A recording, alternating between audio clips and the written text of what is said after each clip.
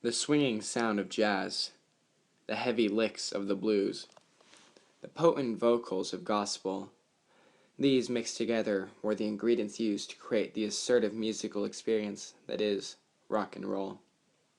From the Rolling Stones to Metallica, the pages of the book of rock and roll are ever evolving, but the questions still remain.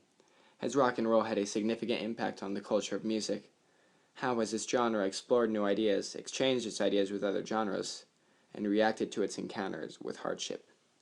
Well, those answers will hopefully come through this documentary. Rock was born in the early 1900s due to a fusion of jazz, the blues, and gospel. The first song to truly encompass rock and roll was Gory Carter's Rock a While.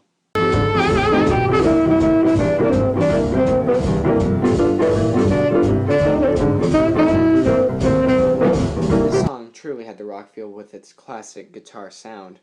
Most early guitar sounds are categorized as British, but this song is no exception.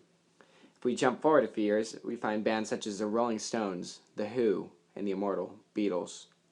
What's interesting about these bands is that for the most part, they were considered pop music.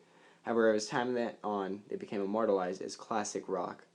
The British invasion was then followed by the psychedelic rock great, the late Jimi Hendrix. He defined the rock and roll in the 1960s.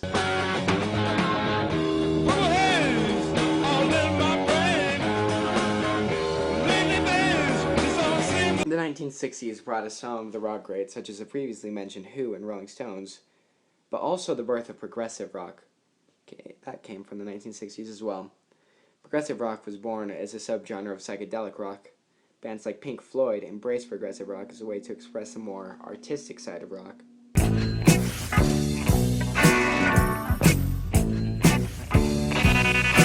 But then the 1970s came, the era that would forever change rock and roll, with the first metal band, Led Zeppelin. This was the point that rock became a show-stopping force to be reckoned with in the music industry. Led Zeppelin's hit song, Stairway to Heaven,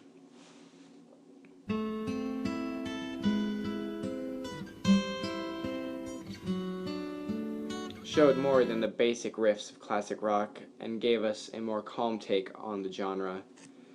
The metal era was the second most socially accepted era of rock and roll, which is ironic because of the genre's undeserved reputation for being satanic.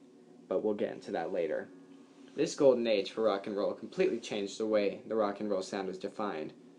Whereas in the past, everything was based around more high-pitched power chords, a chord between two strings, now the rock sound was defined by very heavy, low-pitched riffs. More recently, bands have tried to emulate that same sound by using considerably lower tunings constantly. But in the metal era, these low sounds were achieved in standard tuning. Bands like Queen, Black Sabbath, and the previously mentioned Led Zeppelin changed rock and roll for good. With rock finally broken out into the mainstream, it's interesting to see this genre make its first major evolution.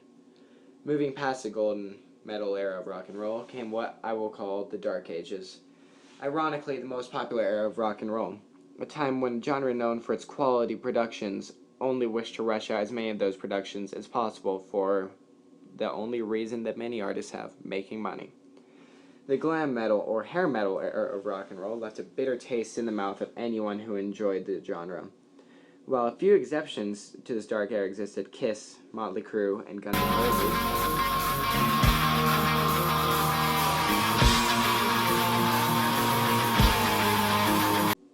just as many bands existed purely to show off their stage presence, such as Stryper, Whitesnake, and most notably, Twisted Sister. Stryper was notable for being the first true Christian rock band. That's when I have to face the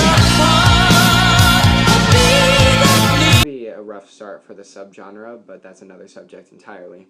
Before long, many lifelong fans of rock and roll became sick of this emphasis on stage presence. So a small group of Seattle bands started the grunge movement. Soundgarden, Pearl Jam, and of course, Nirvana were some of the headliners of this movement. This movement was known mostly for its rough, heavy, and purposely sloppy-sounding guitar riffs.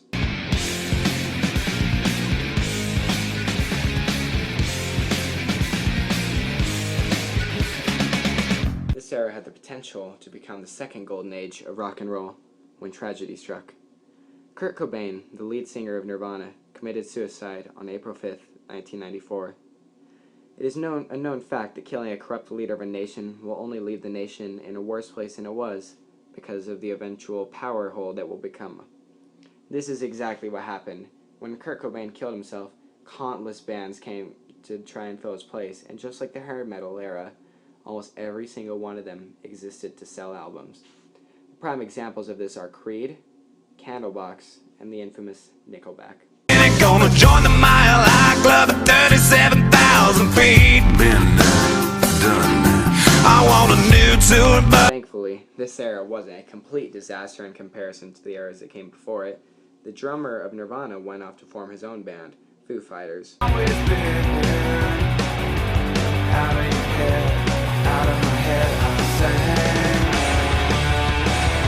post-grunge era rolling off into the 21st century, the era began to find its own identity. With fantastic bands such as Breaking Benjamin, Seether, and Shinedown. take your medicine. I created the sound of madness, wrote the book on pain. Metal, sadly, was still left in a difficult place. It may or may not have recovered from hair metal depending on who you ask. Whereas the 1980s had 4 metal greats that everyone loved, all in the same subgenre: Metallica, Megadeth, Anthrax, and Slayer, known as the thrash metal greats.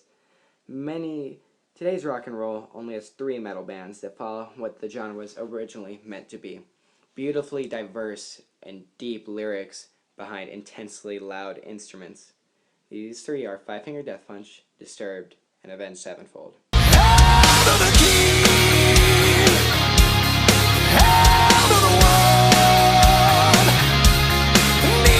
And that brings up an important question. Where will rock and roll take us in the future? We have no way of knowing, but for now, this genre took some of the most popular genres before it and helped the evolution of every other major music genre. Where would country music be without the guitar sounds that originated in early classic rock?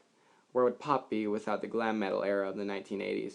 Where would hip-hop be without the beat that rock and roll created?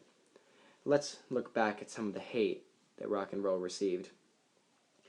The parental advisory sticker was a defense of rock being a more mature genre with the ability to handle itself and gauge what is child-friendly and what isn't. The parental advisory sticker stemmed from the MPAA, the Motion Picture Association of America, better known as the people who give movies their ratings. Tom Cole said, "Movies are rated by a panel of anonymous California parents, while music, on the other hand, is rated by the musician and their label." This label came originally from Al Gore's wife, Tipper Gore. She was quoted as saying, "I'm a strong believer in the First Amendment." She wasn't trying to be a censor. She was just trying to protect families. However, this does not mean that she didn't put any kind of difficulty on the musicians. Although the parental advisory sticker was absolutely necessary, it put the fear on many artists' hearts about their albums not being sold somewhere. Walmart, for a while, wouldn't sell any explicit albums, which cut down on Walmart sales and the artist sales.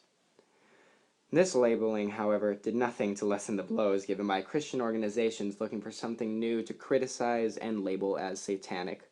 Alan Yusko wrote an article that is quotable as saying, "There is no rock group totally neutral and suitable for Christian listening. Why? Every rock group, either directly or indirectly, has songs with lyrics that, according to God's standards, encourage one or more of the following: rebellion, immorality, drug use, drinking, occultism, suicide, violence, and blasphemy. Name one rock group that does not encourage any form of evil according to God's standards. It cannot be done." This incredibly biased statement is a perfect example of how unfairly treated this beautifully artistic genre is. To summarize everything, although the encounter rock and roll has had on society influenced everything from pop to classical music, its original exchange on the classic jazz sound has still received its fair share of criticism, ranging from religious criticism, criticism on its quality, and criticism on its infamous reputation for being, as stated before, satanic, promoting illegal activities, and violence.